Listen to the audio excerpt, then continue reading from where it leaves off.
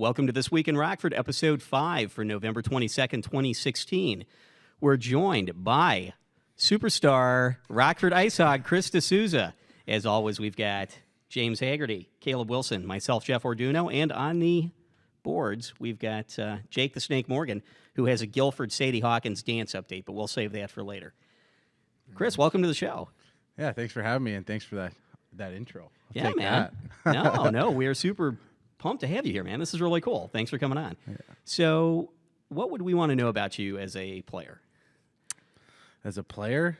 Well, I guess it's obvious I'm undersized. I'm not the biggest guy, but I feel like I play a really big game and play a two-way game. I'm good on both sides of the puck, and I think what makes me stand out, to fans in Rockford and people that watch would be my physical play and my agitating style. Okay. You play center, right? Yeah, well, I mix it up here and there, wherever they need me, really, but okay, mostly center. All right. So when you say you're undersized, I mean, how tall are you? How tall am I on the sheets that you get? Well, yeah. Well, you tell me whatever the public information is. I'm 5'9". Okay, that's what I thought it told me. 5'9". And what would the average height of an AHL player be? Average height, I wouldn't know, but most guys are 6 and up. Okay. Yeah. So, yeah. So, pretty small, I guess, but it never stopped me. So you seem to get the job done. You're from Ontario? Yeah. Yeah, and tell me about Ontario. What small town? No, I'm from just outside Toronto. So, born in the big city, and I haven't spent too much time there lately in the last few years. I moved away when I was 15, and I don't, and now even last summer I went back to Prince Edward Island. It's the east coast of Canada. That's where I went to school. So, been going back there in the summers and trying to finish the degree and stuff. So, I haven't spent much time actually home. Wow. Yeah, I'm sure it's challenging. What teams did you play for before the Ice Hogs? Before the Ice Hogs, I was at the University of Prince Edward Island. I was there for 4 years in the Canadian University League. And then as soon as that finished, I went to Indy Fuel, which is Rockford's East Coast League affiliate. I finished the year there. I played like 20 games, and then I ended up making it with this club. And then, before university, I was in the OHL. Played 5 years there. Wow. Yeah. So how old were you when you started playing? Playing hockey? Yeah. Probably like 2. Soon as you can walk, you put skates on, right? Yeah. Put skates on, yeah. That's how we do it in Canada. So I remember, I started at as soon as I could walk. I think my dad threw the skates on, and he froze the pool over in the backyard and started playing there. And then I got into a league when I was 3. And you're supposed to be 4, but my mom lied about my birth certificate and all that because I wanted to play so bad. So I ended up getting in, and so I started playing in the league when I was 3. That is fantastic, and that persistence has paid off. Yeah. So you're in your second year with the Ice Hogs, right? Yeah. And could you explain for people who may not have hockey as a primary interest sport, what the league rank or the league system is relative to the Blackhawks, how the Ice Hogs work as a feeder team? Yeah, so it's just the league right under the NHL. Every team in our league is a part of an NHL organization. Obviously, we're with the Blackhawks, and pretty much down here, it's all their prospects, guys looking to get up and stick with the Blackhawks sooner or later. Throughout the year, if there's injuries up top with the Blackhawks, guys from our team will get called up. Yeah, and last year we had a crazy amount of call-ups. There were so many injuries. This year, not as many, but it's a long season, and we've had. I don't even know the number, but quite a few guys are up with the Blackhawks right now, full time that were with us last year. So it's a pretty big feeder system for the NHL. Fantastic. And is that something that is a realistic possibility for you, or that's something that you don't assume will happen as far as getting called up? I hope so. There's no point of playing pro hockey if you're not trying to make it to the NHL. That's every guy's dream. Yeah. Clearly. I think I took a longer path than most. It's not very often that guys are coming out of Canadian University and making it to pro and making it to the American League and all that. So I'm pretty happy with how far I've come, but I'm not really satisfied yet. I mean, I've gotten a taste of the NHL in preseason games with the Blackhawks, and I feel I could play there, and I'm just working to get my opportunity and waiting for that chance. How would you? I was going to say, I was thinking about that on the way over here. The very first time I heard of you was in a preseason game last year, not this year, but last year. You were in the penalty box after trying to go at it with a big defenseman. I can't remember who it was. It may have been with Pittsburgh or Boston. I can't remember what it is, but I believe it was Olchek saying, mentioning your name. And then I saw how tall you were in relation to this guy that you were handling in the corner there. And I thought, it'd be great to get this guy in Rockford if he doesn't make the club. And then here you go. You show up with Liambis, and you guys, obviously had this reputation of just flying around out there. Now, is that something that it's intentional, or is it kind of inherent? Because I grew up watching guys like Dino Cicerelli and these guys that weren't 5'9", if that on skates. So is that something that you've always done, or is it something that you consciously think of when you're going out there, thinking, I'm going to have to hammer this guy? This defenseman might be 6'4", you're 5'9" on skates, and it's working for you. I mean, was it something you had to kind of get good at, or did it just happen? I think it's in me. I think I'm kind of old school, to be honest. It's just the way I was raised, and my father was a tough guy. He was a boxer, and my brother's a pretty tough guy too, and I don't know. It's just in me, and I've always had a chip on my shoulder. My parents never sugarcoated anything for me when I was a kid. They, when I told them this is what I want to do, they let me know I'm not going to be very big, and hockey's a big man's game. So I knew that I would have to always prove people wrong. And I remember my dad, when I was younger, he was always like, you know what, just find the biggest guy on the ice and go after him. Go after him, so no one ever looks over you, and that's what I do. I mean, it's a big part of my game. I've always had good skill too. I mean, I've scored in every league I've been in. Not so much in this one yet. I'm just waiting for that to come. But I've scored in every league I've been in. But I've always had the physical side of my game. I've always thrown big hits. I've always gone after the bigger players. I've always fought big guys. I don't really care.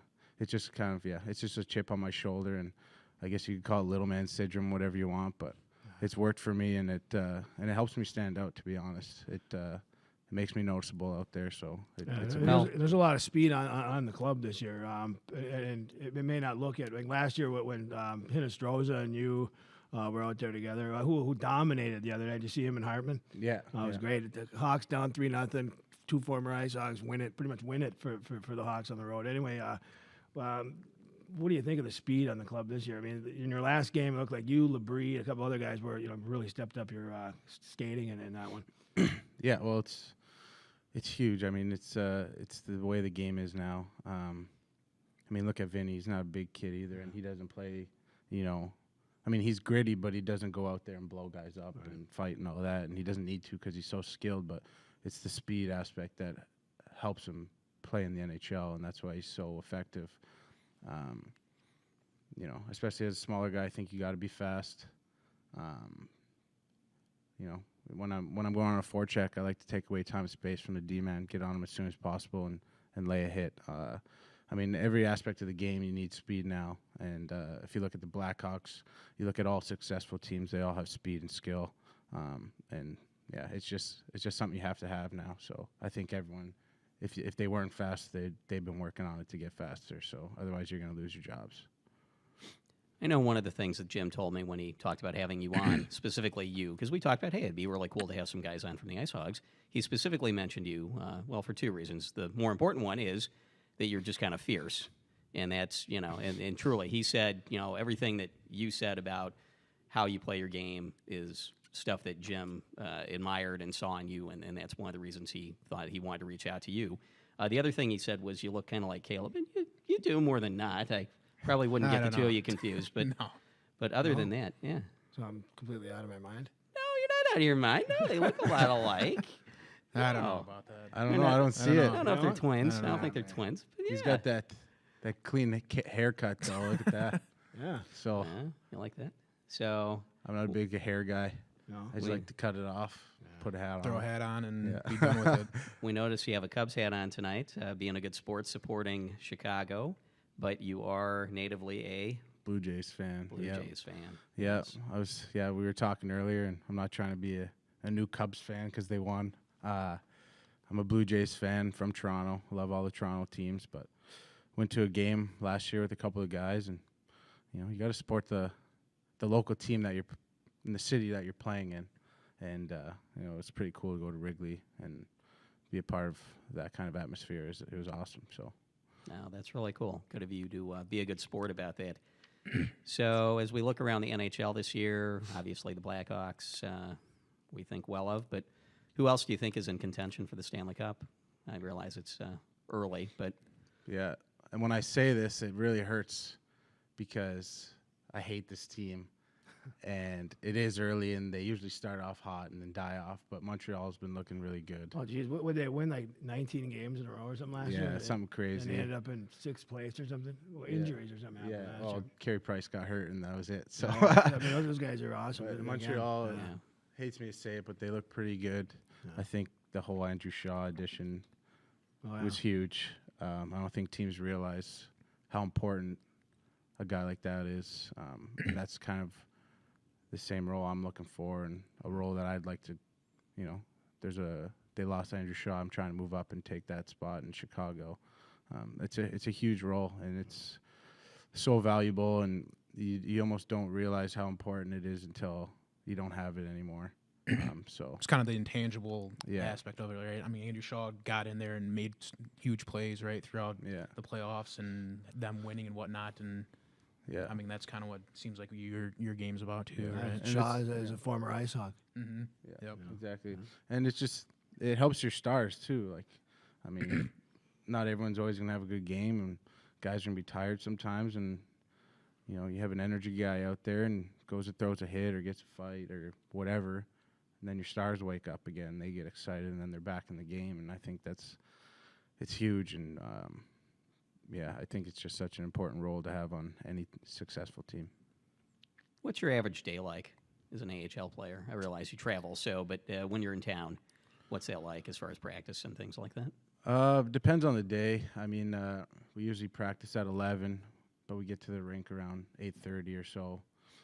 We have breakfast at the rink, and then we do video or team meetings, whatever has to be done, and see the trainers if you're injured, whatever you got to do. And we usually have a workout as well. You do that before or after, and then sometimes on top of that, we'll throw something in after practice. Lately, we've been throwing in yoga or like a meditation class, just to relax. And yeah, and then How long does practice usually go? that depends. I mean, it could be half an hour, it could be an hour, more than an hour sometimes, just over an hour, but never usually over an hour. But yeah, it depends on the day. I mean, pregame skates would be like 15 minutes, but on a normal practice day, depending on our schedule, it could be half an hour to an hour. And then is there some assumption that you're spending a bunch of time on your own doing other things, working Yeah. on skills, staying in shape? Yeah, we I mean, always that's- have. Chicago has a big staff here. We have a ton of development guys for skating. Just normal skills. We got a face-off coach in Yannick Perot. So a lot of the times we'll have some guys go out early if you want. Sometimes it's optional, sometimes mandatory. So a lot of guys will be out 20 minutes before practice, working on stuff with them, and then usually after practice it's free ice. Do whatever you want. Guys are working on stuff that they want to work on. So there's a lot of individual work too that goes into practice days. Yeah, I knew when you talked about how long practice was, I know there's a whole ton more than that. I Yeah. didn't want people to be left with the impression that, he goes in, they practice for half an hour, and that's no, it. I'm usually- No, there's... I'm usually There's at a the lot of rink. stuff. I like to go to the rink early. I'm usually there from 8 o'clock, 8:15, and don't leave till 1:32. So, I mean, it's a long day to be in the rink. But, yeah, I mean, we enjoy it. Obviously, we love doing what we do. And can't complain about our jobs, that's for sure. Great attitude. Jim? Well, some people may not understand how the minor league system works. I mean, you kind of explain it in a nutshell, because right now there's the East Coast League, the AHL, and the NHL that are kind of under the collective bargaining agreement. But how has that kind of changed minor league hockey in general? Because you used to have all these minor leagues all over the place. Like I remember, getting out of college and going to see some friends of mine that played where I went to school in like the Western League and the old East Coast League, the IHL, and some of it wasn't good hockey. I mean, how has that changed now? Yeah, I think that was a huge problem. I think a lot of those leagues got washed out, and it just makes everything more competitive. I mean, after the American League, I think the East Coast League really benefited from it, because now it's a lot better. I mean, there are so many guys spread out through so many different leagues. And now I think the East Coast League is the one that benefited most from it. But yeah, it just took out a lot of teams and stuff like that just shouldn't have been there. Yeah. And yeah, I mean, it just made the game stronger, I'd say, and it helped develop players. Yeah, a lot of sports such as like baseball, I guess they're hard to compare, but they use a lot of this data. They're starting to move to like using like data analytics and stuff. Yeah, exactly. Does hockey, have they started to do that at all, or is that kind of just? Yeah, it's like the new thing. Really? I think it started like probably 2-3 years ago. Okay. Yeah, it's big now. I mean, every team's using it now. The first team that I heard of that did it was, I mean, I could be totally wrong, but the first that I heard did it was Toronto. But that could just be me being from Toronto and Toronto sports media. But, I mean, I think everyone's getting into it now. I think there's a fine line between analytics and hockey. I don't think everything should be based on analytics, but I do see a great benefit to it for sure, to an extent. You can't put everything on stats. There's so much in hockey that has nothing to do with stats. And like, for an example, like plus minus, right. That stat. I mean, you could be on the ice for a goal against and have nothing to do with the play. I mean, there's just certain stats that you can't always look into everything. So I think you still got to have scouts out there watching players and really getting to know guys. So, but I definitely think there's a place for it in the game. And speaking of scouts, I mean, these guys are looking for other things as far as, I mean, an offensive player might get called up to the NHL and may not even be a goal scorer, and may not have that, the ability to kind of, put the puck in the net, may not even be part of his game. And a fan might scratch their heads thinking, why didn't the goal scorer on our AHL team get called up? Why is this other guy up? And I mean, I think that's pretty important to understand that the guy, it's not part of this guy's game. Would you agree with that? I mean, yeah. Is it as competitive in the NHL as it appears to? Yeah, I mean, it's all about roles. If Patrick Kane gets hurt, knock on wood, I mean, they're not going to call up me to fill the role. That's not I'm not going to go out there and score you a ton of goals. So they're going to look for a goal scorer to fill that role, playmaker. If Jordan Tutu was to get hurt, they're not going to call up our top goal scorer to fill up that role. It all depends on what your role is and what you can do. And I mean, I think that's the benefit to having a well-rounded game as well, is you can kind of fit in anywhere, but you got to find a niche, something that makes you stand out, like I said earlier. And yeah, it's all about finding a role and being really good at it, good enough to make the NHL in that role. Who did you grow up idolizing as a player?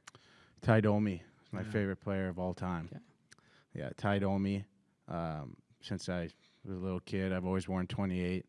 I wish I could have it here, but McNeil had it before I got here, and I didn't really even get to pick my number when I came here. It kind of explains a lot. I mean, the guy idolizes Ty Domi, and he's taking on 6'4" guys. I mean, he was a undersized guy that was just tough as nails. Does his son play? Yeah, he was in Phoenix. Yeah. Phoenix. He's a skilled guy though, right. But he did just he just one-punched Kessler. All right. So I mean, he's got some grit to him, and but I mean, yeah, he's undersized guy that wasn't afraid of anyone and took on the biggest guys, and I really looked up to that. And then actually after Domi retired was when Jordan Tutu was in the World Juniors with Canada, and that's where I found him, and right away he became one of my favorite players as well. He was just running around the ice, just hitting everything, and it was incredible to watch. So he was actually one of my favorite players too when I was growing up. Looking around the NHL, who do you think is top goalie right now? Carey Price. I mean, I don't think anyone can argue that. He's the best goalie in the game. But in saying that, I like Corey Crawford too. And the thing is, I love Scott Darling, and I think he's a starter. Like, Yeah. he's he could be a starter on any other team. I don't know what the contract situation is there, but are we going to be blessed with two high-quality people for a long time, or what do you think happens? I mean, I don't know.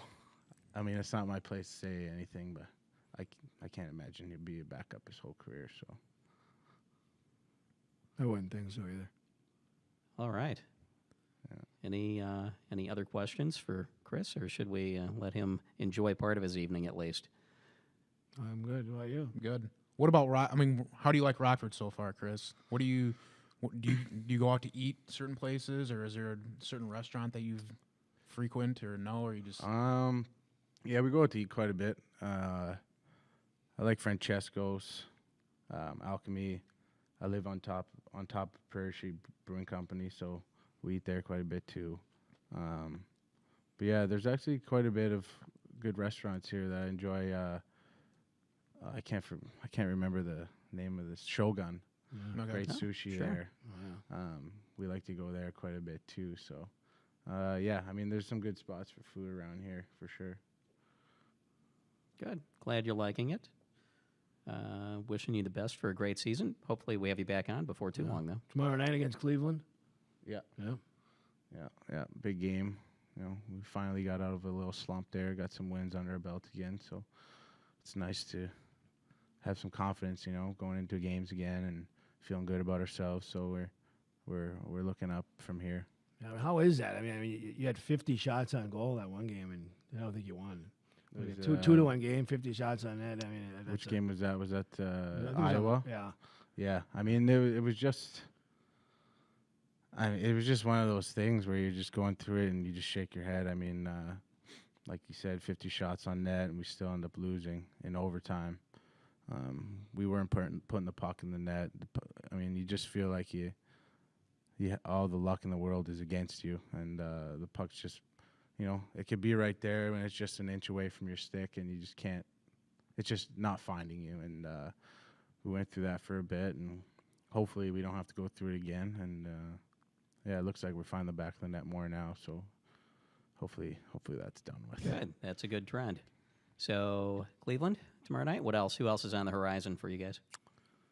We got Milwaukee Friday, and then we're in Chicago Saturday. So 2 big division games, 2 rivalry teams too, just down the highways there, and especially Chicago. I mean, I haven't had the chance to play them yet this year because I was hurt to start, and then, but I always look forward to playing them. They usually get pretty intense and pretty rough out there, so yeah, I'm looking forward to that one for sure. All right. Well, we should come out as a Awesome. crew and Yeah. see a game. Home tomorrow, Sure, home do that. Saturday, right? Home Friday, Home Friday, and then on the road Saturday. Oh, I was going to ask you too. How was it playing against Leambus the first time this year? Have you guys? Yeah, that was my you first guys, game you guys back. Talk? That was my first game back Yeah. from injury. I talked to him all the time. Yeah. We were really close last Yeah, year. man. He was a really good mentor for me last year, being my first full year pro.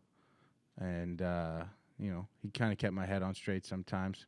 A lot of the times I didn't always feel safe, you know, because I just came up from Indy, and, you know, if guys would get sent down or whatever, I'd always be worried that I get sent down too. And he was always there to talk to me and keep my head on right. And then on the ice, you can't have a better guy on your line. I mean, especially with the game we play, you know, if you throw a big hit, you never know what's coming at you, if someone's going to come at you from behind or whatever. And we always had each other's backs, and that was the biggest thing. It makes you feel okay with going out there and throwing a big hit because you got someone at your back, and I had his as well. So I miss having him here, and but I'm happy for him over there in Milwaukee. He's happy, and we took a few runs at each other actually, and he took one at me, and I ended up putting him down.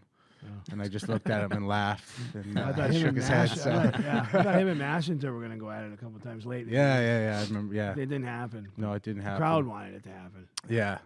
I was kind of hoping it didn't, really, but Yeah. you never I mean, know. we're not on the same team anymore, so obviously that kind of stuff will probably happen at some point. But there's always a respect for each other, and we'll always be friends with Mike off the ice. And everyone in the locker room loved him here, so he's missed here. But we're not gonna let him throw those big hits on us like he was doing for us last year. So we gotta try and control him a little bit and try and one up him too. So Sounds like you've got that under control. yeah, I'm working on it anyway. So All right. so yeah, it's fun. It's healthy competition. It's almost kind of fun when you play against Bussy because we both know that we're gonna be playing the same game, and when we get a chance to get a good look on each other, we will. So it's cool, and it keeps you in the game at least. That's great, man. That's, I think, a fun perspective. Yeah. So we can't thank you enough for coming on. Yeah, no, thanks for having me. I appreciate it. Good luck with the next few games and all the rest. But hopefully we'll have you back before too long. We'll let you have a little break from this, but maybe see you on the early side of 2017 and see how things are going. Sounds good to me. Thanks We a lot. would love to do that. All right. Perfect. Chris DeSousa, thank you so much. And we will share this so that all the Ice Hogs fans can see it, because this isn't necessarily somewhere they'd know to look for an interview with you. So we'll make sure the word gets out. Thanks so much, Chris. Thank you. Thanks. All right. So Trolleygate 2016 continues. Now, I saw Rockford Advocate had the post from Stroll on State. What do you mean? The Convention and Visitors Bureau's own kind of press release. Well, it was Andrea Mandala had written a kind of a tutorial, a list of tips Right, for Stroll on State. to make Stroll on State better. It announced the mobile app and things like that. But I actually created a guide, a Stroll on State guide, which really was their post, their guide. Really. Right. Is that what you mean? I saw that. Yeah, I saw that. Yeah. Did you love I it? thought. Well, yeah, I thought it I mean, was. they really, liked it. Well, I thought it was super helpful, other than the lack of trolley westbound or shuttle. Well, it's trolley, not as I there. call it. It's because they Yeah, you don't have what you're looking Mercy completely dropped the ball on it, according to the official story. Well, wait. Did you get some other story No. that I didn't get? No, the report you got was. Oh, I don't know you that know. he said. No, wait. To be fair, I don't know that he said Mercy dropped the ball. It just didn't come together. Well, So the deal with Mercy didn't come together. the deal didn't come. As long as you can mention Mercy in the explanation why there's not a trolley to and from that direction, then you're off the hook. Why was that the only option? Mercy, Rockford Memorial. I don't know. Why was that the only location? why that does- they Now, do you could've- know how? Why you isn't know, there? Why wasn't there any other locations that they could have? Well, Maybe a plan B. now, do you know? remember the space shuttle? How it had to land at where, like Edwards Air Force Base in California, and if inclement weather was present, then it could land one other place. Rockford? That's like the shuttles, or that's like those shuttles. That's like Stroll on State shuttles. They can only go specific places. Caleb, Interesting. I didn't. they're very. They're not You trolleys can't just though. send a shuttle. These shuttles You can can't go just send- anywhere, you can't can't they? just send a shuttle anywhere now, Caleb. Why? They're not on tracks. They're not trolley. May as well Trolley be. gate. I just call it Trolleygate, but we know we mean shuttles.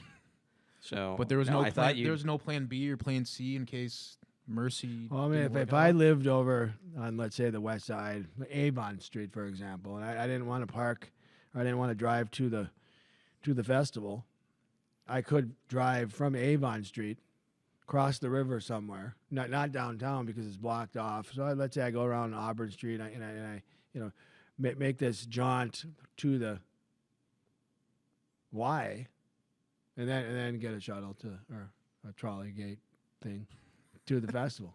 Okay. So right, I mean that's really what the No, the logistics are calling for. Yeah, that's true. So I mean, to the Visitors Bureau credit, everybody has a chance to use shuttle. The shuttles. You just have to drive 4 miles out of your way, 5 miles out of your way to do it. You just have to get to them. Yeah. Get to the shuttle. All right. So that's Trolleygate 2016 update. Carjackings. A lot of them. Yeah. What a it's- crazy week. Oh yeah, and it seems to be the same suspects. I don't know. I mean, I'm not a law enforcement officer on the case or anything, but the same MO seems to be involved in all of this crap. Yeah, what were there? 7 guys involved in the London Street one? Sure, and they're all in the same area. It appears that it's getting out of control, and I think it's a matter of time before people start fighting back against these people, these young people who are doing this. And Is that what's the solution to it, Haggerty? well, the step-by-step solution, I don't know. I really truly believe that we have a cultural problem in Rockford, and we're trying to do everything but fix it.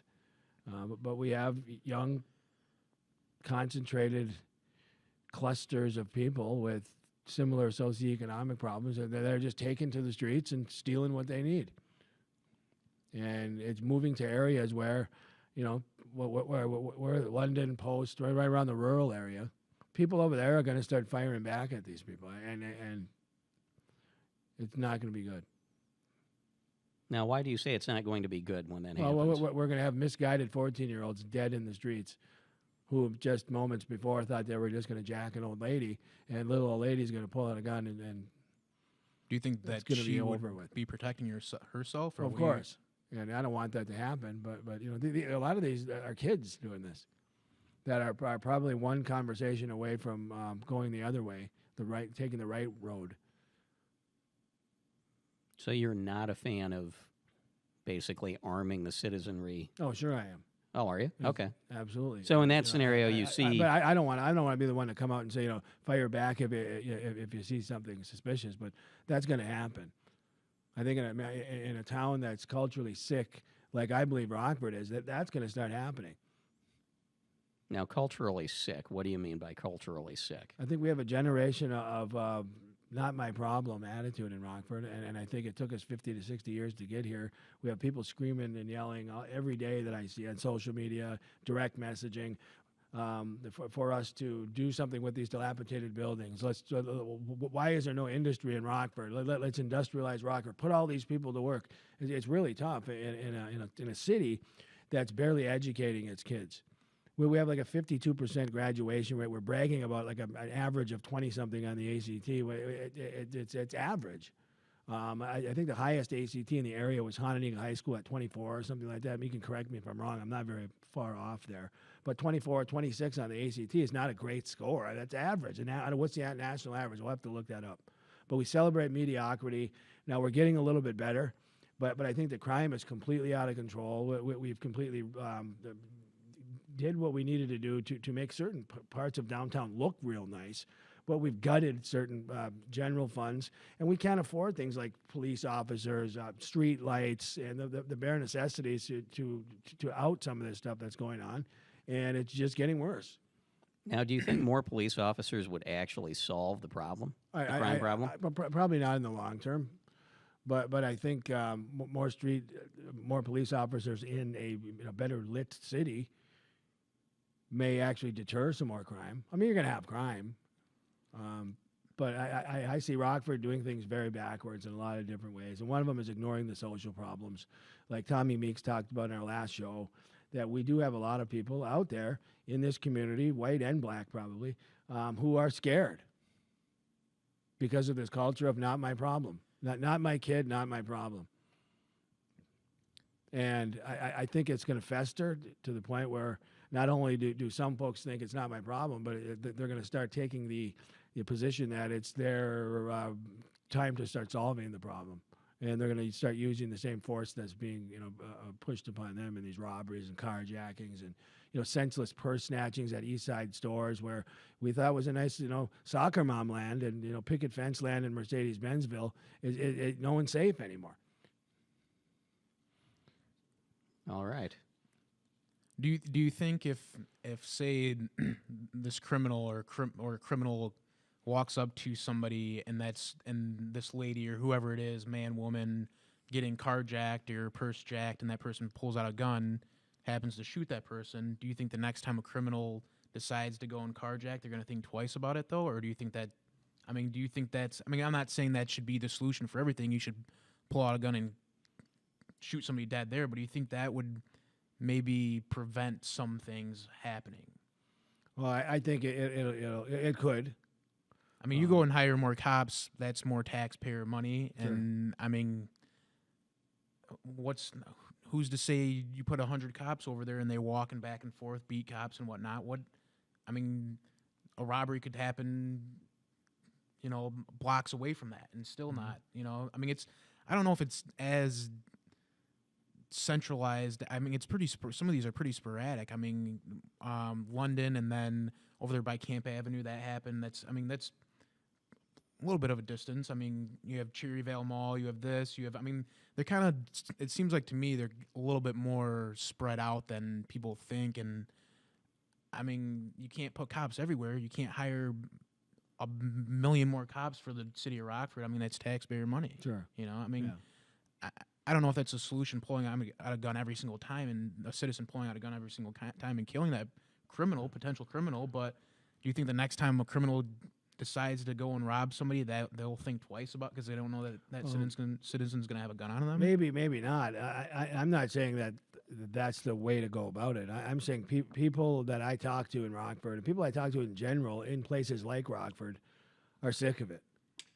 And you have people that would never even think of buying a gun, that are going to get a concealed carry license because someone right down the street from them on Camp Avenue, which used to be this nice little place where all these French Tudor houses used to be, and it's a pillar of white middle class, are now getting jacked while they're unloading their groceries. People are going to start wising up. Now that is the best way to do this, and firing back, and it's going to cause an uprising of some sort. And there's going to be shooting in the streets. It's not going to be funny.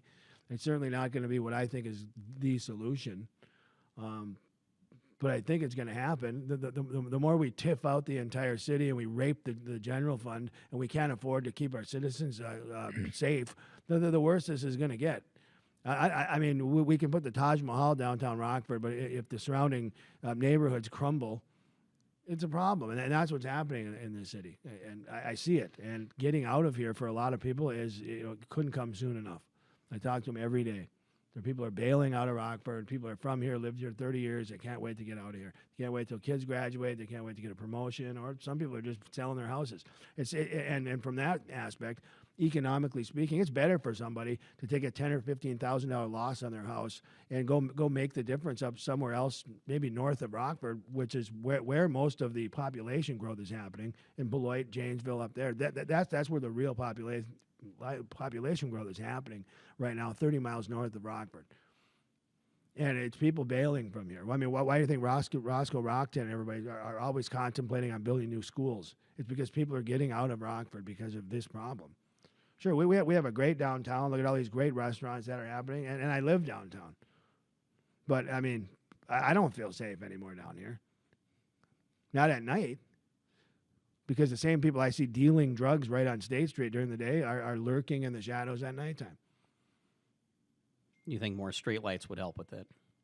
Well, I don't understand why we can't afford to turn the ones on that we turned off. Well, I do understand why, but it's never going to be, I think, properly explained to the people of Rockford, because we have a media that won't do that.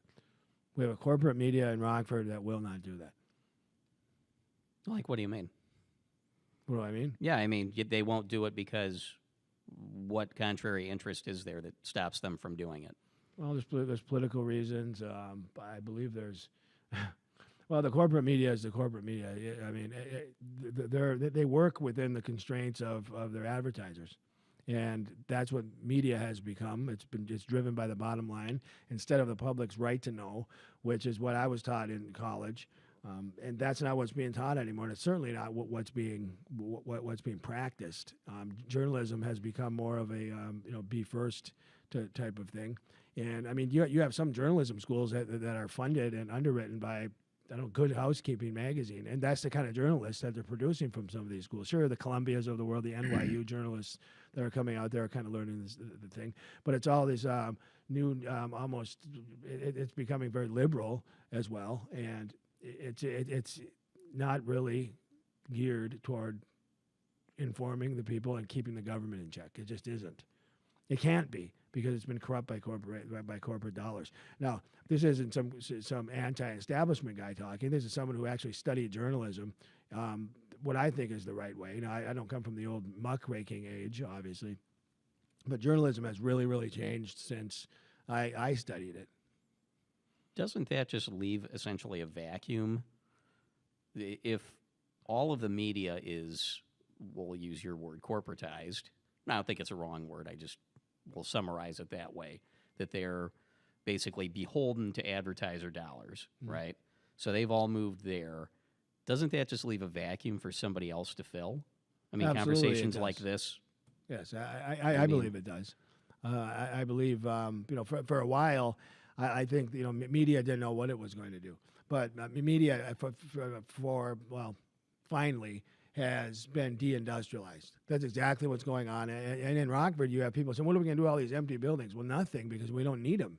I mean, when I first got to Rockford, I tried to get a job at the Register Star, and there was no openings. There was about 90 people just in the newsroom there in 1995. And that's not including the second and third floor of the news tower that was filled with what was up there.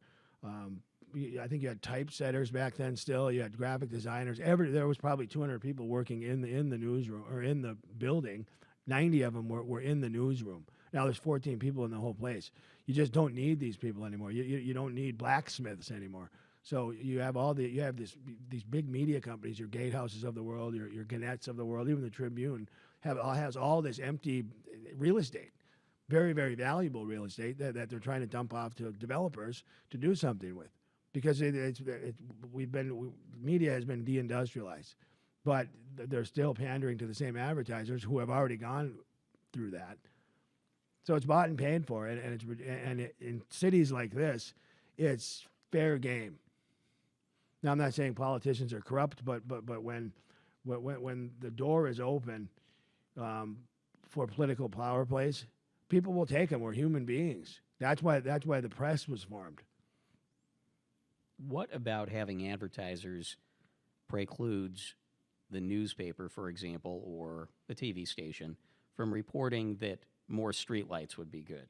What's the disconnect? Is it that there's just not enough interest in that story to support the advertising dollars, or audience that ties to advertising dollars, or is it that the advertisers don't want bad things said about Rockford? That can't be it, because crime is the lead story on virtually in all of these outlets. I think it's a matter of trust. People don't trust the media.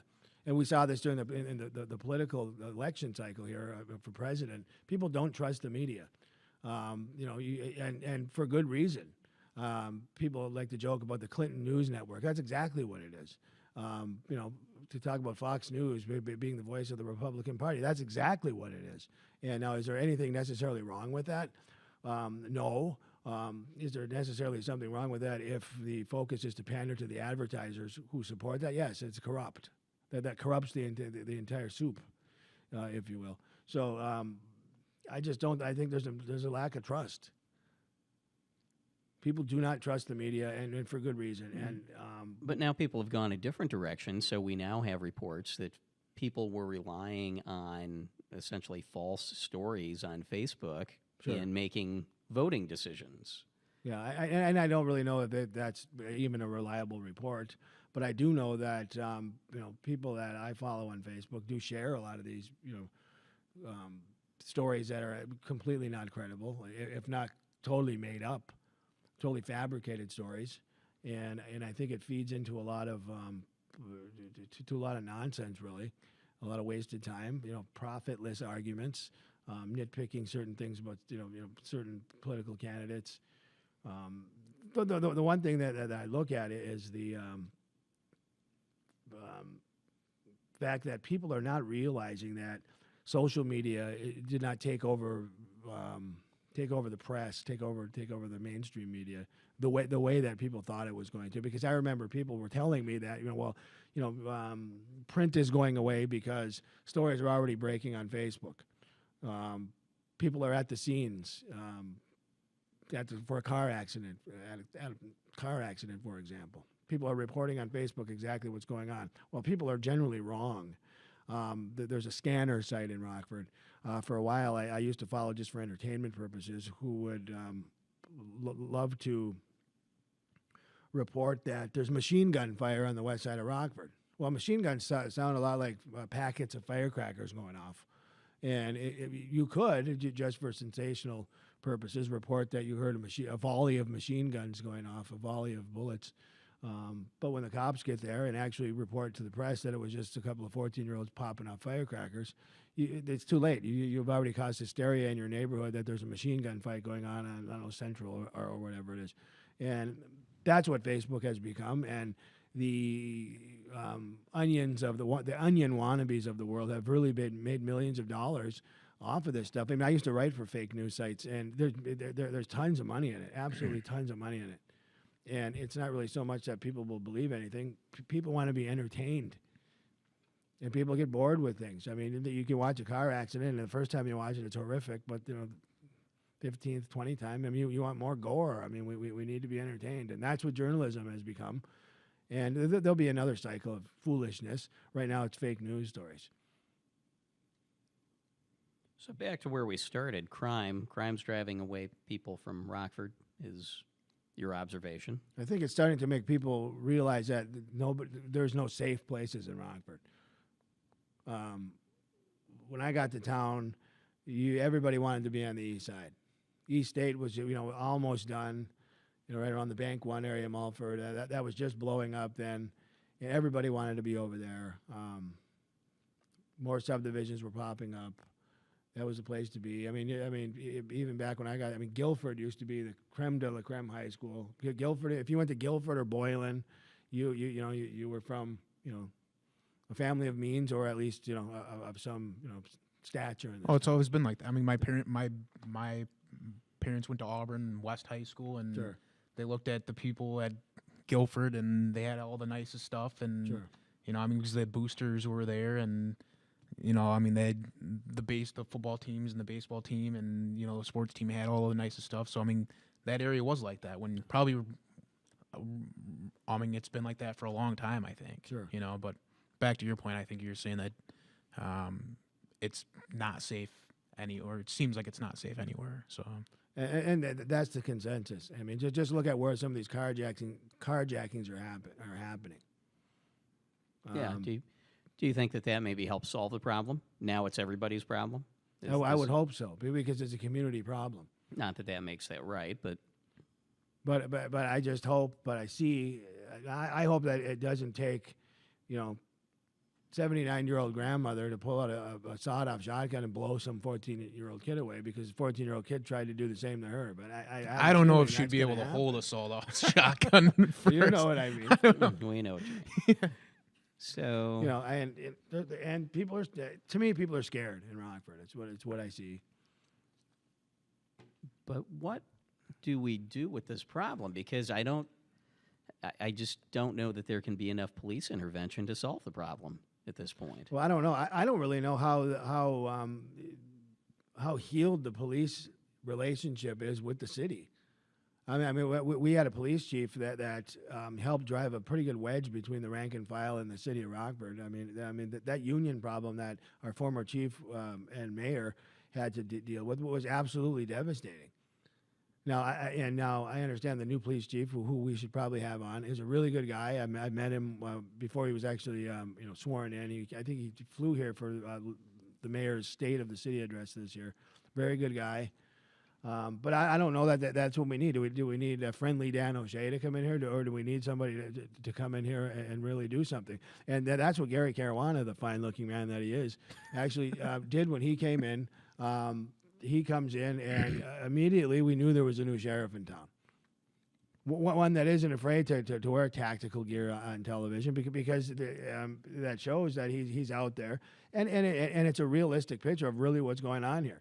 Yeah, it might have been a drill, But when's the last time you saw Dick Myers wearing riot gear? I mean, the last time I saw Dick Myers walk was 1995. No offense to the guy, but we have this culture of this is the way it's always been, and this is the way we're going to try to continue to do it in Rockford. And then look how that's working out. Now, to Rockford's credit, Rust Belt cities have problems like this because we're in the midst of being deindustrialized. I mean, Flint, Michigan's going through it. Detroit. I mean Detroit. I think it's past that. We've already been deindustrialized. Right. I mean, it's not in the mist. It's happened already. Well, it has happened. It hasn't adapt. I mean, we do a hard time of adapting. Right. You know, that's attracting talent and retaining talent and keeping Sure. people here. And I mean, it's past. It's not in the mist. It's done. I mean, that's all the huge factories and those kinds of jobs have been here and gone already. I mean, The good news is that we're here to make Rockford great again. We so are. We're doing our We're best. transforming. We are Rockford. we are transforming. We are making Rockford great again.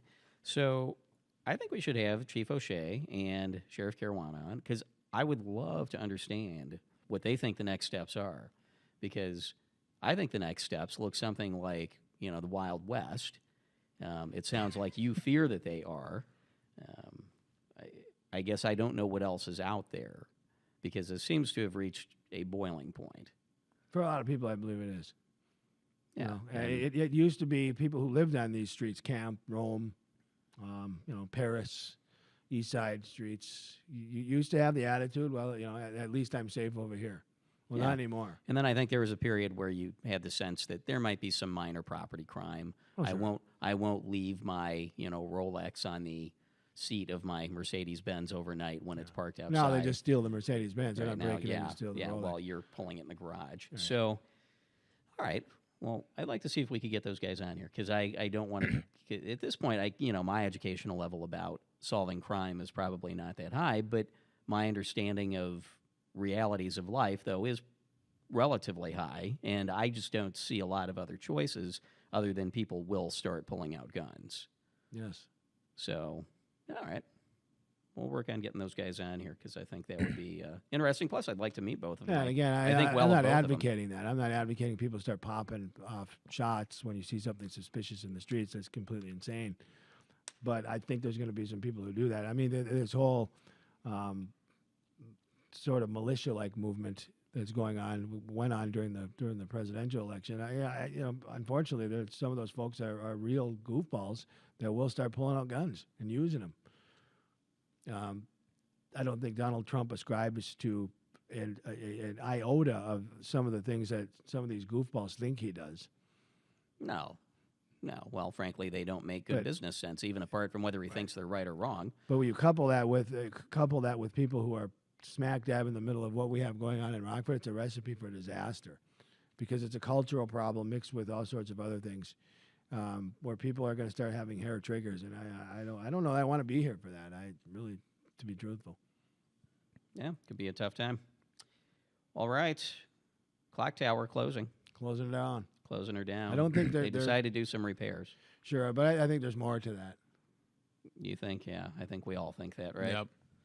Yeah, that those repairs may not have been voluntary, or the Oh, closure may I not know have been that. voluntary. Well, yeah, I mean the city gave them a list of infractions, but tenants don't have heat or air there. The water's bad. There's a lot of water damage there that has caused some electrical problems. And I don't even know if the tilted kilt part of it has really been affected. I think they keep that place. My understanding fairly was that they can updated. separate parts of the building enough that they can continue to let the other businesses there operate. And they're going to operate, but there's So- really a lot of vacancy in there. I don't. The tilted kilt is really the only place. There used to be a photography studio in there. There was a. I think there's a I think there's an Asian restaurant, Three restaurant. Is there? Sisters. Yeah. Okay. Maybe a Thai restaurant, I We believe. should go there. We should. We should do a show. Actually, there. I've heard it's super good. Probably is. Yeah, somebody told me that it is very good. So we should maybe go there for a meal. I don't know if we'll do But a the clock show tower was a there. world famous place at one time when the Time Museum was there. I Mhm. mean, I knew about the clock tower before I even got to Rockford. It was one of the things I knew existed here. It Really? was famous in the UP. Well, yeah. Did You people heard in the about UP it? Did they sit and talk say, about it? Well, the Time Museum. There's 2,000 clocks or something in there at one time. wasn't there? I mean, it was. Yeah, it was a some real big crazy number. place.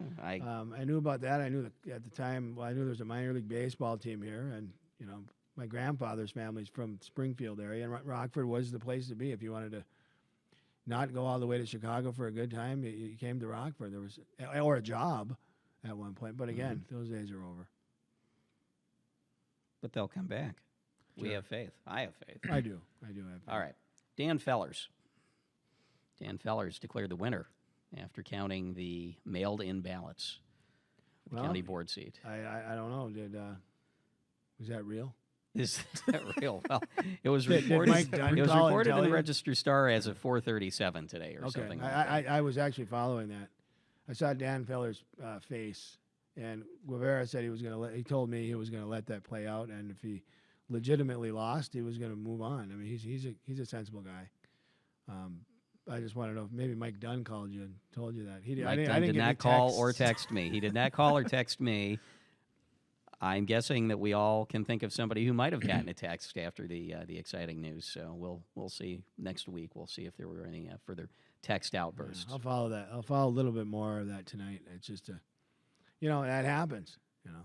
Maybe that We would should be. bring the Electoral College to the local. We should So have one like big- a one little big a one. mini electoral One college. big one. to the local level and see what happens. Mini electoral college. Well, people are decrying it now at the national level. Yeah. I mean, they're saying it doesn't serve its purpose. Oh well. So let's see what happens without it. Oh well, We'll be the bringing down Saddam Hussein in this country before we know it without the Electoral College. I mean, popular. it's Yeah, just- the it's the just states silliness. the states with the most massive popular votes will just simply control the union. Right. Yeah, there's a reason it was put in place, no doubt. But I can't be responsible for those types of dispelling those types of news stories. TIF. You've talked about TIFs, and Yeah. you've indicated that you think we're over TIFed. Well, what do you think? I think we had eight. We have a or- lot of I think TIFs, we had 8 or 9 TIF districts 12 years ago. and now we have 20. 32 or 33. Oh, we have that many. We're up over 30. Cool. And it's a problem. The idea of tax increment financing, as you know, has been in existence probably, 50, 60, maybe 70 years. I don't know. It's a good one. It's an economic tool, though, that is supposed to be used sparingly in areas that it makes sense. When you tip out a whole city, well, eventually what happens, it all comes full circle, and all of a sudden, again, you don't have money for, police officers or street lights or infrastructure or social services. And it's a tough gig in Rockford. From what I've seen, TIF districts that are successful are ones with already stable property values, but there may be some properties that might be dogs that could be rehabbed. I think I'd have to look at it on a TIF by TIF basis to figure out Yeah. which ones are reasonable, which ones are unreasonable, and then some of the math of them gets kind of weird. I know Mhm. some of the way funds were used, allocated, spread Yeah. around. So And in Rockford, we've done a lot of moving TIF dollars from one district to the next based on who wants the money. Now, that has happened in a couple areas in town. Midtown is one of them. Luckily that there's some development going on over there, but it's it was low on the totem pole. Now we've got a sports center and still this fairy tale of a hotel sitting down the river. the ZIAC. Yeah. The Ziak, and there's another one, right? Well, there's 3. 3. Millennium Center, the Trek building. The Trek Hotel, It's going to be called the Mulberry. the Mulberry. And I really think those small boutique hotels downtown Rockford might be a good start. I really do. But We just don't know yet because none are done. none are done. But again, I don't know what the exact need is. I didn't know what the exact need was for a train. We don't talk about that anymore because, we don't need to dangle that carrot in front of anybody. Amtrak. All right. But Maybe we could talk about TIF. I mean, from a legal standpoint, what do you see? I mean, as Here's a our- lawyer, as somebody who's not connected to anything, just as a regular guy who's educated, I who knows see. what TIF is. I see instances where TIF districts are created where I'm not convinced that the area is blighted. The subject area is blighted in a legally operative sense. Okay. But all that aside, I think what we'll do with TIF is I'm actually going to look at all the TIFs. And I think the Register Star did a story maybe a year and a half, 2 years ago at this point. They kind of summarized the TIFs and their financial standing. Well, I would like to know how can you expect a TIF to generate anything in an area that is completely blighted? You have to have some revenue coming in, some tax revenue coming in Right, from otherwise, somewhere. there's no money. Right. Because once you TIF out the district, I mean, you've frozen the tax base for how long? Depends on the duration of the TIF, up Sure. to decades. So, Sure. yeah. So you wonder why we can't afford police officers and streetlights and everything. I mean, and But those areas, going the other direction, though, those areas weren't producing tax revenue before the TIF. right. So why TIF them out in the first place? Well, yeah, but you haven't changed. I don't think you've changed the base level of what was being provided. No. So, I don't know. We're gonna come back to that. I'm going to look at this and we'll come back to it because I want to have a more. I think I need to come up to speed. Well, a really on good all the example. TIFs to have a reasonable conversation. But a real about good example is what happened over in Midtown. Back in before our current mayor was elected, some folks got together and decided there's a lot of TIF money over here that could be moved to take care of some other projects. It's not doing anything over here because there's no developers being attracted over here. So you can actually take a TIF, take a pile of TIF money, for example, in Midtown, and move it. It's legal. I mean, this isn't anything that's fraudulent or anything like that. But you had Midtown, you had already natural indicators that the area was coming up. It just needed some help. Well, that TIF money would have helped that area. You start throwing TIF money in areas like, let's say, downtown at projects like the Sports Center. I don't really know if there's any TIF there. For example, areas where you just don't know. I mean, downtown Rockford is over here. I mean, I consider Midtown downtown, but let's just take the East State Corridor all the way from, let's say, Irish Road all the way down to the jail, for example. Mm-hmm. What was the real reason for moving that money down here? Well, we see City Market, and I see that. I see City Market. I see the Sports Center. Again, I don't know if there's any TIF on that project. You'd be able to tell me. But then I see another developer, Urban Equity Properties, doing everything else. So my point is, why did we move TIF money over here when there's a developer over here that may get some TIF money here and there, but he's operating largely without dime one of tax increment money? Well, why is that? I mean, nobody can tell me that other than I just need to shut up. Oh, you've asked people this? Sure. I don't know what I'm talking about. I'm not from Rockford. What the heck do I know? At least somebody's doing something down there. Right. The guy that's really doing something downtown Rockford isn't using TIF money the way people think he might. Because right now it's pay as you go. It used to be you wanted TIF money in Rockford, you were approved for it, and it was a $2 million project. They'd write you a check for $2 million bucks. It was like a cash bonanza. Right now you have to do work and you're reimbursed. Right. So there are developers, one in particular, who's actually doing that. And he's doing it, well, again, Midtown. He's doing it in an area that other parties couldn't get things done for whatever reason. But there were 2 or 3 projects where it was this advanced TIF money and nothing got done. Right. Now, by other developers. That tells me that they weren't really developers or they were the biggest goofballs I've ever seen. Do you think we went through a phase? I think we did. I think we went through a phase, and I think it happened a lot of places, but I think it happened in Rockford where you saw people who weren't developers by trade who decided that they had some goal to do something, whether it be for social reasons or monetary reasons, and they thought, oh, well, I can do this whole property thing. And then you would see them do it and, frankly, not do that well at it because really it's tough. I mean, being a developer when you've never been a developer is, I think, pretty challenging. There are just so many things you don't foresee, especially when you're redeveloping a historic building. There Sure. are so many things you don't see.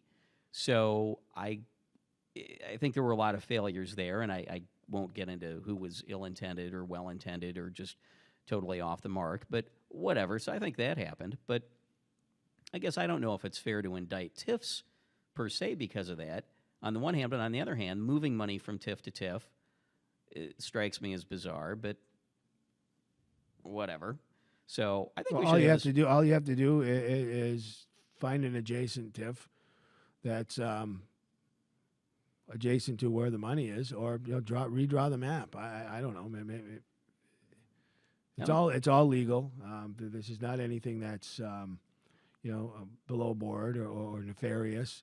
But to me, it's backdoor home rule, and in so many ways in Rockford. And that's one thing that I think our current administration has done because they couldn't get home rule passed, was just do it on the back end. That's exactly what all the tipping out the whole city has done. I think we should. Interesting. I will take a look at the TIFs because it's been a long time since I did that. It's been on the order of a couple of years since I really. Well, I looked do at know, what's and out there. I maybe I'll give you some links that Everybody's- back in 2010, I believe it was, there were, there might have been only like 18 TIFs back then. I don't know.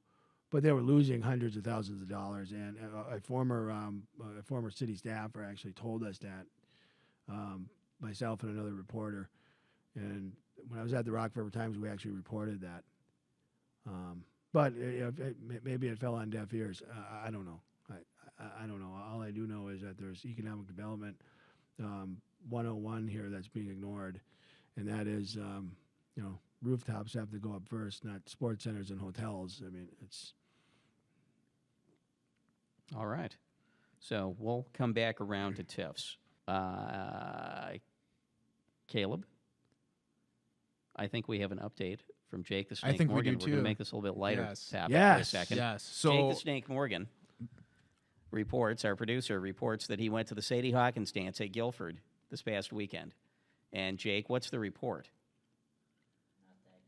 Not that Not that good. good. not that good. Jake I heard it says was not great. that good. What happened? Did you not get asked to dance by a girl, or the girl not ask you to the dance? Whatever the procedure is for Sadie Hawkins. Not as great as they Not didn't- normally are. Jake just not didn't feel the music. Didn't feel the music. Who was this time. spinning records at this thing? Oh, geez. Students Oh. spinning records. You can't leave it up to students at dances. So it just doesn't you want him to get happen. pro DJs? Yeah, you need pros. Yeah. You could have Well, done like you, Jake. Yeah, Mixmaster Jake. Mixmaster J. Mixmaster J. So now for Sadie Hawkins now, given this time of gender equality, for example, could you ask a girl to Sadie Hawkins? Okay. could. It's not limited now to the girls asking guys? Okay, or I suppose that can go all sorts of different directions, but yeah. Okay, so it's kind of a free-for-all now. Okay. Okay, so Sadie Hawkins dance no longer has the unique attribute of Did you girls ever ask go? guys, right? Did you ever go to Sadie Hawkins? I don't think I was ever asked, James. I'm sure that won't surprise anybody here or watching or listening. You've gone? We never had Sadie Hawkins. I do think I went. I don't think I was asked. We had it, but it wasn't called that. It was called the twerp dance.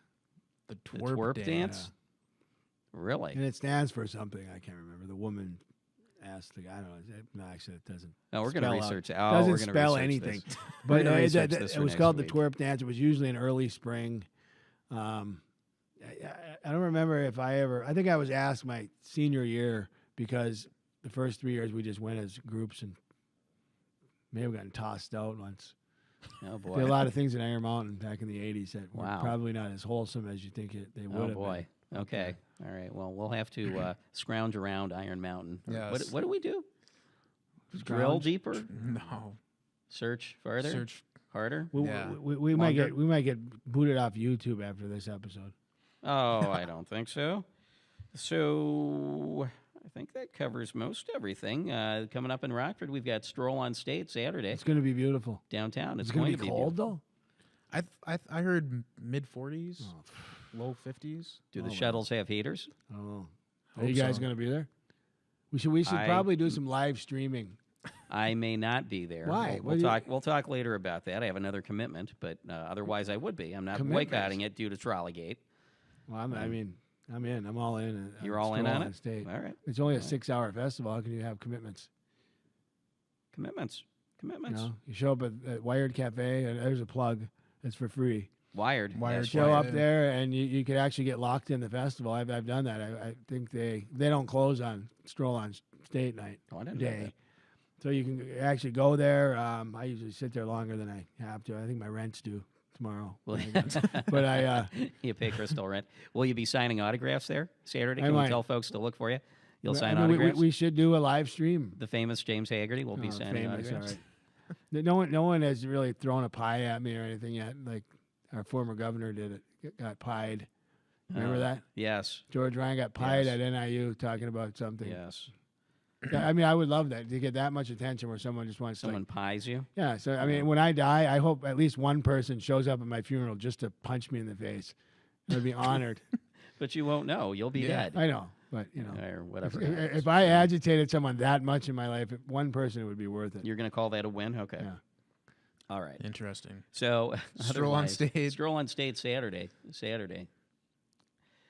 Movies on Main at the Nordloff, 118 North Main. That's Sunday the 27th, 4 o'clock. Finding Dory. Really? Now, Never seen I know that. who Nemo is. Nemo's the like clownfish one, right? The orange and white one. I believe so. Dory, I don't know. Is a Wow. blue tang fish, maybe. Yes. I think. Dory's the blue. The blue. Yeah. Who's the Jake Jake knows. says yes. the yellow one is Nemo. Orange. Orange. That's Orange. what I Yeah. meant. I typed Orange. stupid. Nemo orange. All right, Clownfish. Yeah. Clownfish. So this is at the Nordloff. This is at the Nordloff Saturday, or Sunday rather, Sunday the 27th, 4 o'clock, free general admission. So And Hail Caesar is at 6, which apparently is about some type of Hail 50s, Caesar is a funny movie. by the 50s way. Hollywood. Oh, movie. here's another plug. If you have not seen the movie Burn After Reading, it's worth it. We want to see It's that. old. It's a few Okay. years old, but it's Maybe they'll it's do it probably at- some of George Clooney's best work. Maybe they'll do it at Movies on Main. Maybe. Yeah, Hail It's Caesar, a, 6 it's a, o'clock it's a Sunday. Coen Brothers film, so I mean, that's Oh, yeah. his hidden treasure. Or something. Well, you're predisposed to like the Coen Yeah. brothers there. yeah, They so. do stuff like Fargo from near Yes. your part of the So- world. some of the same characters or same actors. Yeah. Yeah. Francis All right. McDermott's in it. John All righty. And I did like Fargo. All right. Well, thanks, Jake the Snake, for the Guilford Sadie Hawkins updates. Getting a thumbs down, or what do we give things? Did we decide? Thumbs Shout down. At, shout we, at. we give it Shout the, at. the Shout golden, ats. Shouting golden at. complaint. I don't know. Shouting at. Jake's shouting at the Sadie We have to Hawkins give it the dance. golden complaint That because sounds it too was fancy. it was a bad report. He said it was That all sounds but too a failure. No, from Too fancy. from Facebook and my daughter's Instagram, she had a great time. Well, maybe it's just you, Jake. Have you noticed that you're the common link in all your dysfunctional situations? Well, I mean, I'm teasing. Jake, I'm So- kidding. Hating No, on not- Jake over there. Now, that's not well, that's been true in microaggression my right own there. life, by the way. That's is- not microaggression. That is. Well, I don't know. It's been true in my own life. But Jake is Jake is- responsible for your yes. bad outcomes? Yes. Okay. I got to blame somebody scapegoating us. All right, it's Jake. It seems to Well, I'll be the- blame Jake too. It works. So, all right. Well, thanks for tuning into This Week in Rockford, episode 5 for November 22nd. We'll see you back here. It'll actually be next Wednesday. Well, I We'll think be we're. I filming. think we're gonna. I'm gonna live stream. Well, all right. If James live streams, then That's Stroll on we'll find State. a way to put that there. Yeah. Yeah. For Stroll You on just got to State. give me admin. Yeah, we can for do that. Facebook. Yeah. If that's right. The magic of Facebook. All right. Keep an eye on the Facebook machine. And We might Jim's even, going we to might live even stream. go down to where the Marion Bright stage is, yeah. which points to the east, by the way, and live stream right there. Well, I think you should live stream the shuttles arriving. I don't want to get involved in that. I have a pretty good relationship, surprisingly, with the folks at the Visitors Bureau. They're great people that work there. Despite you raising Trolleygate? I don't even know that I did. Roll back episode Yes. 0. Yeah. How did I get? Well, according to You John asked the Grohl, question. Trolleygate. You asked the provocative question. I did. Scathing. And that question. opened it up. I mean, you can't lead Since with then, that it's question. been- Yeah. Yeah, it's been, This life is why I'm all altering. but unemployable for in this this city. city, by the way. It's been a life altering situation for the city. All right. Maybe All right. keep an eye on Keep the an eye Facebook on- page. You got, Possibly possibly you're Facebook. going to be with me, unless you have some commitment too with him. I don't know what's going on. You're gonna leave me out here hanging by myself. No, I don't do stuff with Caleb on weekends. Oh well, you guys did double date at the Ramada the other weekend. Oh, that's right. We did do that. Yeah, we did do that. That's You guys get a true. room with double beds and a whole shot? No, we did not. We did not. The date stopped at the dinner table. Really? Yep. It did. Wow. So, yeah, You guys are getting old. we are. We are. I'm an old man. All right. Thanks. See you back next week.